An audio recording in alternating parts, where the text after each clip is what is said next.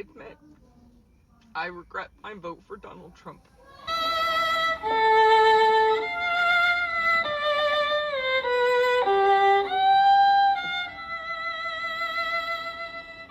Rodney the Trump cultist. Here he is from his Facebook page. You see, little Rodney loves Donald Trump, or at least he used to.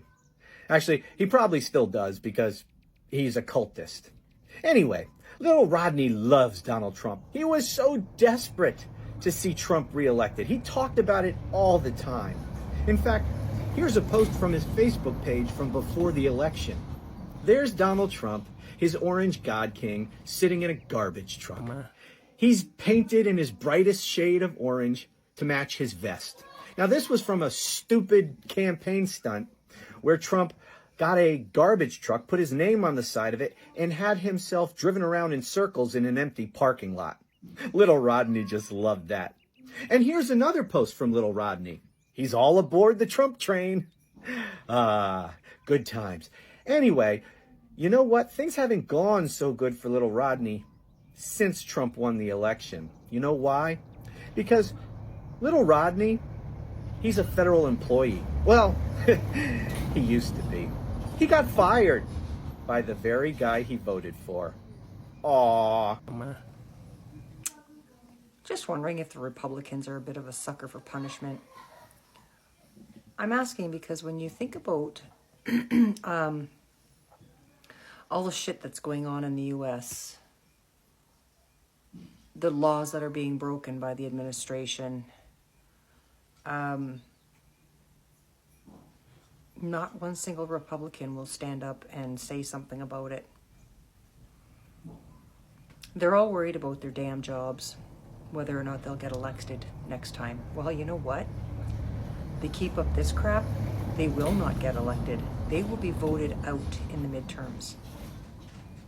Do they not see this? Do they not give a shit if they're not going to be reelected? I don't understand this, because you would think that if, first of all, if they had any morals, that they would defend the Constitution and stand up against Donald Trump, because there are literally hundreds of them between the House and the Senate.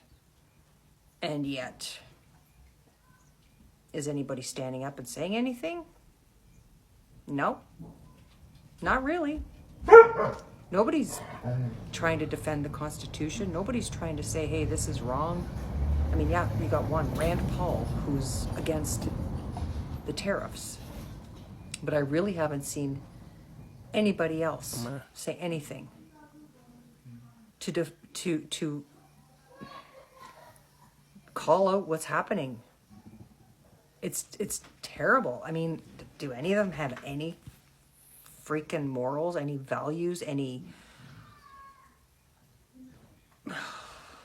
love of human life and rights? It's ridiculous. It's just sickening to see what is going on.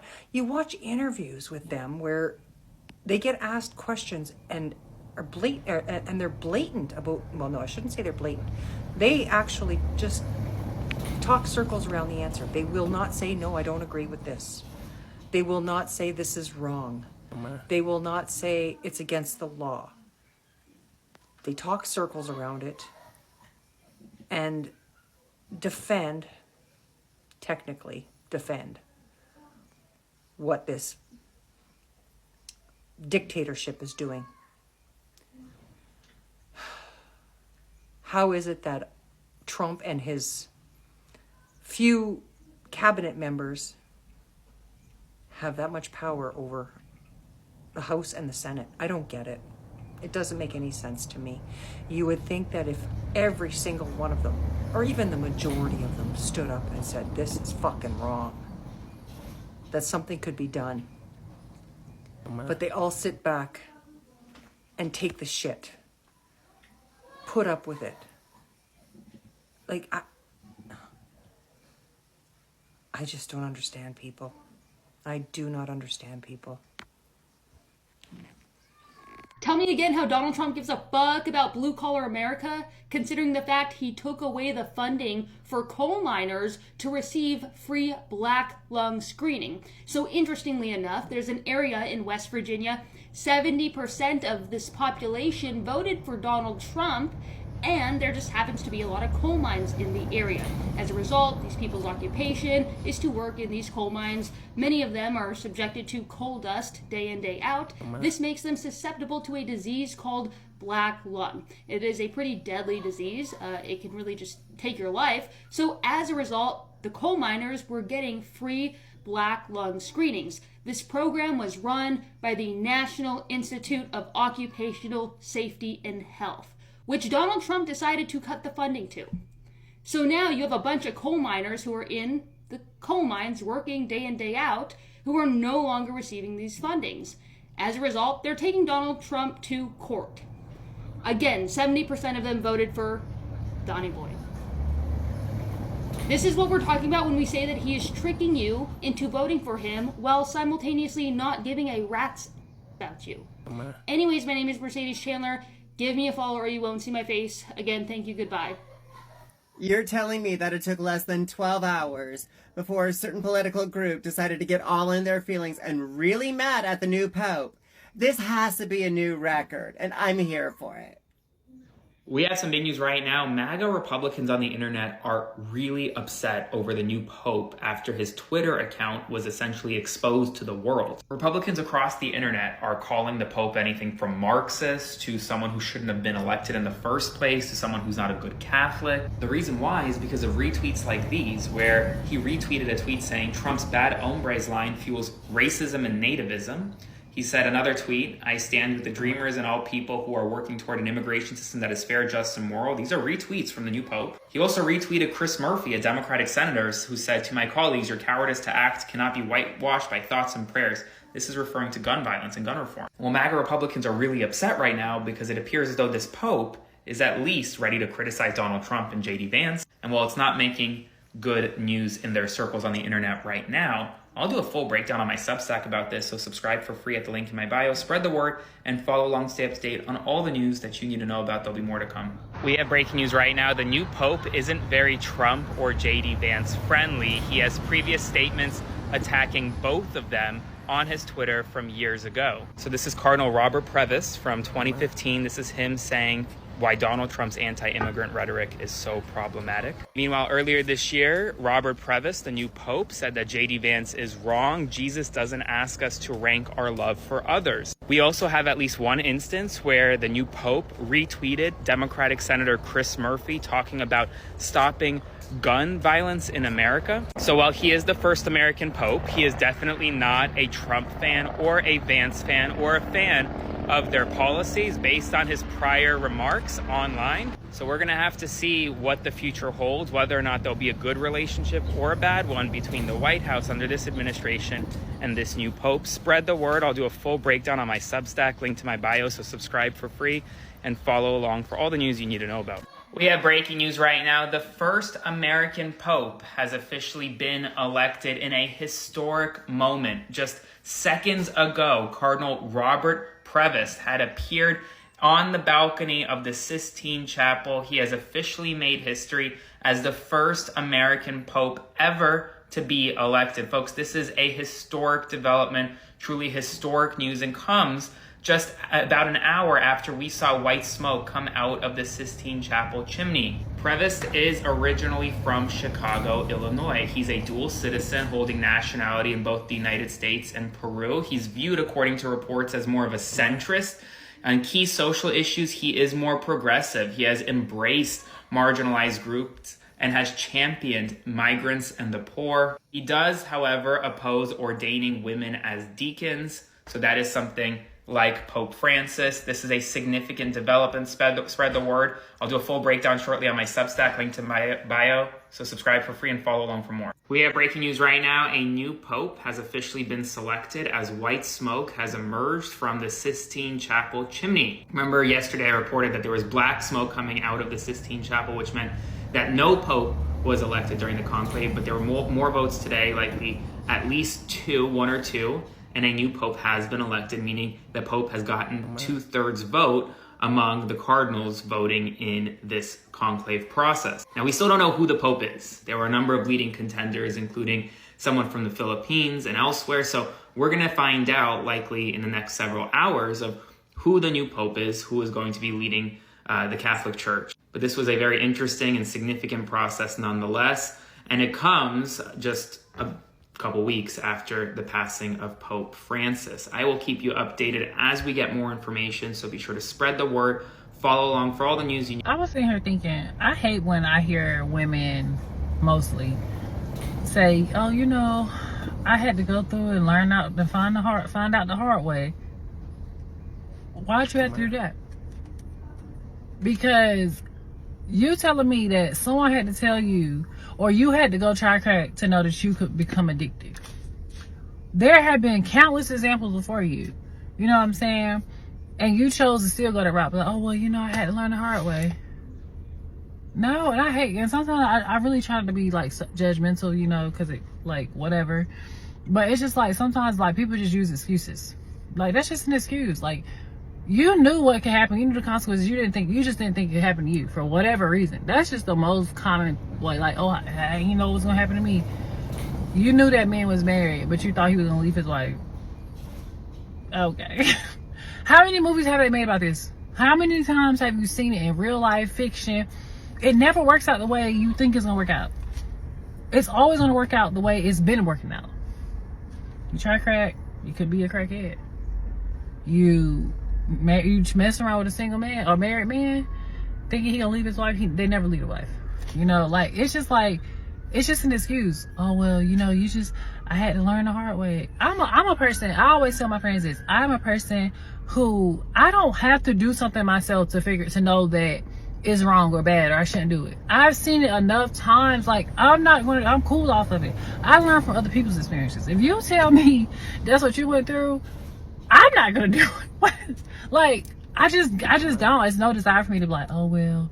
Like, I had somebody tell me they tried coke one time. You think I'm gonna go do it? Just like, why would I do? Like, I just learn from other people's experiences. I'm not going to go and do that at all. We love a great FAFO moment, and I have another one for you. First, some background. 65% of the state of Alabama voted for Donald Trump. Alabama is in the top 10 poorest states in the United States related to federal poverty level. While many of these voters sit behind their computers and celebrate Elon Musk cutting waste, little did they know it was going to impact them. This week, over 250 residents in Huntsville, Alabama received a notice from their electric company that they were going to have to pay an additional $100 surcharge. The explanation for this was that Donald Trump's recent executive order ended a $1 million grant to the utilities company to help these customers pay for their electric bill. Leaders in Alabama are furious because they said this is counterintuitive to Donald Trump's promise to lower energy costs. Tots and pears. Hey, Blue Dot and a Red Family here, and I wanted to share an FAFO that my family is about to experience. Now, half of my family lives in Nevada, and whenever I am there, they bitch incessantly about the amount of businesses moving into Nevada. Everybody's moving into Nevada from California and making it so goddamn expensive out here. This fucking Democrats, yada, blah, blah, blah. Now, the Republicans, their very own party, has elected to sell public lands in Nevada to the highest bidder. And I apologize to my cousin that I love and lives there, and she's not like the rest of them, but I can't fucking wait. I can't fucking wait for all the factories to build up out there. I'm just gonna sit back here and just bathe in the glory that comes with hearing my family bitch about something that they voted for. Well. Now, I know it is Throat Punch Thursday, but can we have a FAFO too? 'Cause, baby, have I got news for you? Yes, I found it so very funny, honey, that this morning while I was scrolling through Daddy's Not So True socials, he came out once again to say the golden age of America is coming. Good thing he decided to bring plastic back, you know. The golden showers that are due to, well, be spewed upon you. But hold on, wait a minute. Bringing plastic back? Well, wouldn't that mean those 2,500 workers that were just fired here in the state that I reside, Alabama, at what? A shut down plastic factory? Oh, me, oh, my. And that's not all. I do believe that particular company also shut down a factory in Indiana, too. Baby. My goodness, boo. Where are you going to get your plastic at for them golden showers? Anyway, he is so proud and patting himself on the back today because he actually did make a deal with the UK. But just in case you wanted to know, and by the way, the deal that was signed and the money that's supposed to be pouring on in, well, Dumpy Pants and his entire administration have already spent more than that on those mass deportations. Aren't they trying to offer people $1,000 today to deport themselves because, well, El Salvador don't want to play? But anyway, hold on to your job really tight, because that orange-blooded buffoon might come and take it in the middle of the night. This guy is not well, and he seems disoriented, and he seems confused. Listen to this, and just imagine if Joe Biden or, I don't know, even Barack Obama had ever praised a terrorist group. Listen to this. We had a very good outcome with the Houthis, and we honor their word. I mean, they made a commitment, and we dealt with other countries that were close to them and their surrogates. And we honor all of their words. We'll see what happens, but I think, I believe that hopefully that's over with. And they'll leave the ships alone, just leave those ships alone. But so we do. We take their word for it. It was, we hit them very hard. They had a great capacity to withstand punishment. They took tremendous punishment. And, you could say there's a lot of bravery there. It was amazing what they took. But we honor their commitment and their word. They gave us their word that they wouldn't be shooting ships anymore. And that is the President of the United States. As much as I hate to admit it, he is the president in 2025, calling a U.S. designated terrorist group, one that openly chants death to America, brave. The Houthis aren't some ragtag rebel group. Okay, they're attacking commercial shipping. They're targeting U.S. military assets. They're escalating a regional conflict. Just 3 months ago, they were responsible for a drone strike that killed service members. And Trump's takeaway is that they are impressively brave for standing their ground. Welcome back to my channel. If you're a returning subscriber, you are the best. If you're just seeing my lovely face for the first time, click the subscribe button and subscribe. Guys, I promise to bring you all the FAFO videos. And what do you have to say about these videos? I want you to comment, I want you to like, I want you to share. Let's hear what you have to say in the comment section. Thank you. I'm going to see you on the next one. For now, bye.